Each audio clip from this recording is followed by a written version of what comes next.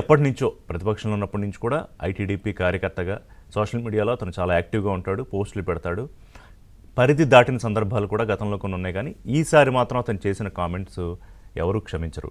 అలాగే చంద్రబాబు నాయుడు ఆంధ్రప్రదేశ్ ముఖ్యమంత్రి కూడా క్షమించలేదు. పార్టీ నుంచి సస్పెండ్ చేయడమే కాదు, గుంటూరు పోలీసులకు పార్టీ తరపు నుంచి కంప్లైంట్ చేసి అరెస్ట్ చేసి రిమాండ్కి కూడా పంపించారు.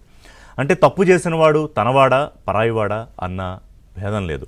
ఎందుకంటే సోషల్ మీడియా ఉన్మాదం, ముఖ్యమంత్రి మాటల్లోనే చెప్తే సోషల్ మీడియా ఒక నేర సామ్రాజ్యంగా మారిపోయింది, అడ్డాగా మారిపోయింది. ముఖ్యంగా వ్యక్తిగత హననం, అంటే సాఫ్ట్ టార్గెట్గా కనిపిస్తారనుకుంటా మహిళలు సోషల్ మీడియాలో ఉన్న వాళ్ళకి.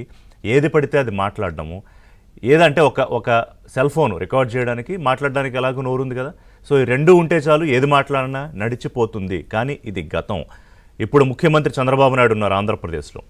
తాజాగా తెలంగాణ ముఖ్యమంత్రి కూడా ఈ సోషల్ మీడియా ఉన్మాదం గురించి అసెంబ్లీ సాక్షిగానే మాట్లాడిన నేపథ్యం మనకుంది.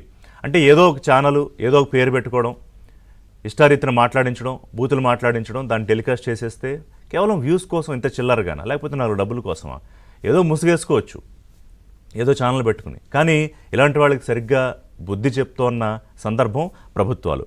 అయితే కొంచెం వెనక్కి వెళ్దాం. మరి 2019 నుంచి 24 వరకు మరి జగన్మోహన్ రెడ్డి ముఖ్యమంత్రిగా ఉన్నారు కదా, అప్పుడు ఒక్కళ్ళు కాదు, ఇద్దరు కాదు, ముగ్గురు కాదు, 10ల సంఖ్యలో అసెంబ్లీ సాక్షిగా ముఖ్యమంత్రి అక్కడే కూర్చుంటారు, ప్రతిపక్ష నేత అక్కడే కూర్చుంటారు. వయసు అనే సంబంధం లేదు. ముఖ్యమంత్రి ఇంట్లో వాళ్ళని, లేకపోతే ఇప్పుడు డిప్యూటీ సీఎంగా ఉన్న పవన్ కళ్యాణ్ని, అప్పుడు ఆయన సభలో లేరనుకోండి, సరే లోకేష్ భార్యని, ఆఖరికి పిల్లల్ని, మహిళల్ని, ఇప్పుడు హోంమంత్రిగా ఉన్న మహిళా మంత్రిగా ఉన్న అనితని, ఇలా ఒక్కళ్ళు కాదు అనేక మంది మీద ఇష్టారీతిన వ్యాఖ్యలు చేసేసి అక్రమ సంబంధాలు అంటగట్టి చేస్తే ఏం జరిగింది?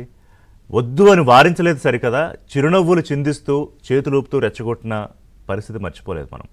సొంత చెల్లెలు షర్మిల ఆవిడ మీద దారుణంగా అసభ్యంగా మాట్లాడుతూ ట్రోల్స్ చేస్తూ ఉంటే వైసీపీ కార్యకర్తలు ఆవిడ బాధపడి మీడియా ముందుకు వచ్చి ఆందోళన వ్యక్తం చేసి ఆవేదన వ్యక్తం చేస్తూ బతిమాలుకున్న సందర్భాలు ఉన్నాయి. అన్న నీ సోషల్ మీడియా హ్యాండిల్స్ వాళ్ళని కంట్రోల్ చేయాలంటే కూడా ఇంకా రెచ్చిపోయారు ఈ బ్యాచ్ అంతా.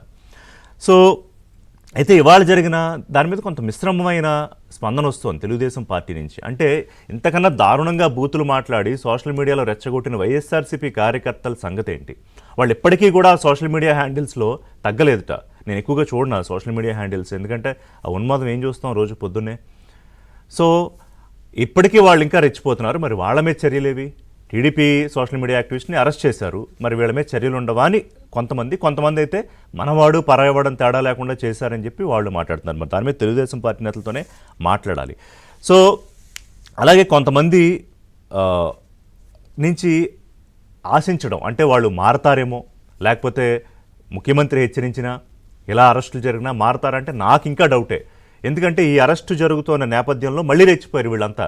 ఏది అతను చేశాడు కాబట్టి కౌంటర్గా మళ్ళీ తెలుగుదేశం పార్టీ అధినేత దగ్గర నుంచి అందరి మీద మళ్ళీ పంచాయతీ మొదలుపెట్టారు. ఇప్పుడు వాళ్ళందరి మీద కూడా చర్యలు తీసుకుంటారా?